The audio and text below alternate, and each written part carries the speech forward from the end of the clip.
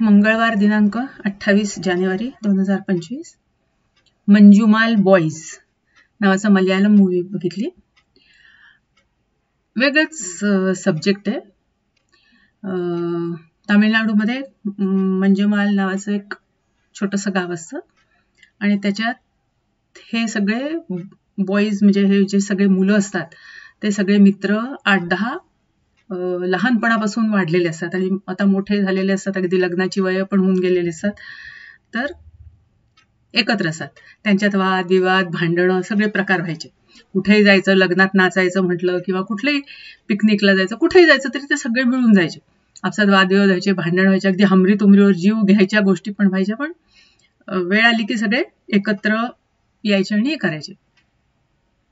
तर असंच एकदा त्या लोकांचं कोडाईकनालला ट्रिपला जायचं ठरतं आणि एका व्हॅनमध्ये म्हणजे त्यांना बस मिळत नाही तेवढ्या सगळ्यांकरता, तरी 9 लोक एका व्हॅनमध्ये कोंबून जायचं ठरतं आणि जातात ते मस्त एन्जॉय करत वगैरे.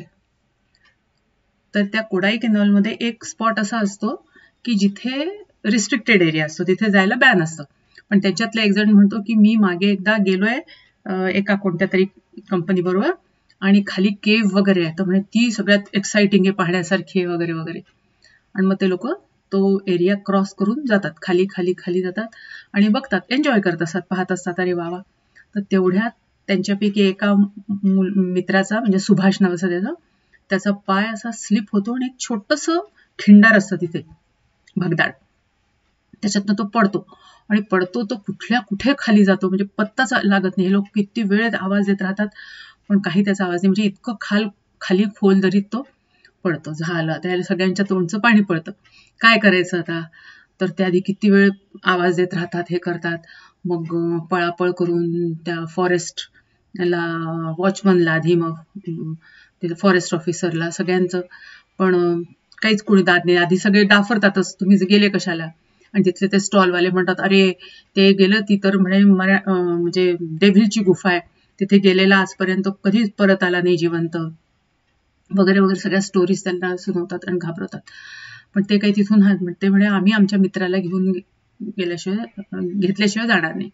झालं, त्याच्यात पाऊस पडायला सुरुवात होतो, पावसाचं पाणी त्याच्यातनं जातं, हे म्हणतात तो बुडून गेला तर काय होईल वगैरे वगैरे सगळे प्रकार सुरू होतात. मग ते पोलीस कोणीतरी सुचवतं पोलिसांची मदत घेऊया म्हणून पोलिसांकडे जातात.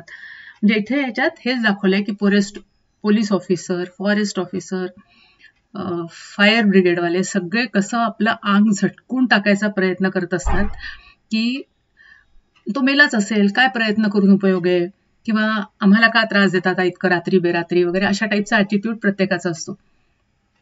पण तरी ते मुलं आपल्या जिद्दीवर अडून असतात. ते म्हणतात आम्ही त्याला घेतल्याशिवाय जाणार नाही. आणि मग ते सारखा आवाज देत असतात, तर त्यांना मग नंतर भास होतो की कोणीतरी आतमध्ये, म्हणजे जरी स्पष्ट नाही पण कोणीतरी असल्याचा आवाज येतो. म्हणजे नाही, त्याचा आम्हाला आवाज येतोय, तो जिवंत आहे, तो काही मेला नाही. मग ते लोक कान देऊन बघतात, तर येतो आवाज. मग आता काय करायचं? मग फायर ब्रिगेडला बोलवतात. बरं, कसं आणायचं त्याला बाहेर? मग तर कोणाला तरी मग एक आत पाठवायचं. कोणीच आत, फायर ब्रिगेडचा माणूस घाबरट, तो म्हणतो नाही मला भीती वाटते, माझी पोरं बाळ आहेत, मी जर मेलो तर काय. मग शेवटी यांच्यातलाच एक मित्र तयार होतो आणि त्याच्या कमरेला दोरी बांधून त्याला पाठवतात आणि अजून एक ऍडिशनल दोरी देतात की त्याला बांधून तू घेऊन ये असं. तर मग दाखवले कसं खडतर ती, कारण बारीक कपार असते, अगदी छोटी छोटीशी जागेतनं ती वाट असते आणि हा पडला असतो, म्हणजे नशिबानीच तो वाचला असतो, कारण एकदम सरळ वरून सरळ धपकन खाली पडला असता एवढ्या फोर्सनी, तर तो जिवंतच राहिला नसतो. पण कडी कपारीत तो अडकत अडकत अडकत आणि एका दगडावर तो असा पडतो, म्हणून तो राहतो. नाही तर अजून एक खाली दरी असतेच, म्हणजे अजून खोलवर असते ती, पण भयानक त्याला लागलेलं असतं, अगदी बरगड्या वगैरे अशा म्हणजे जवळपास तुटल्यासारख्या झालेल्या असतात. पण पडलेला असतो निश्चित, म्हणजे अंगात त्राण नसतेच, तरी तो आपला आवाज करत असतो जेवढा त्याला प्रयत्न असतो. मग हा कसं तरी पोचतो त्याच्यापर्यंत. ढील द्या, मग टाईट, मग कुठेतरी दोरा अडकतोय, म्हणजे प्रॉब्लेम सगळे घेतो. मग त्याला बांधतो आणि येत राहतो वरवर आणि हळूहळू मग म्हणजे त्याला काढण्यात यश येते.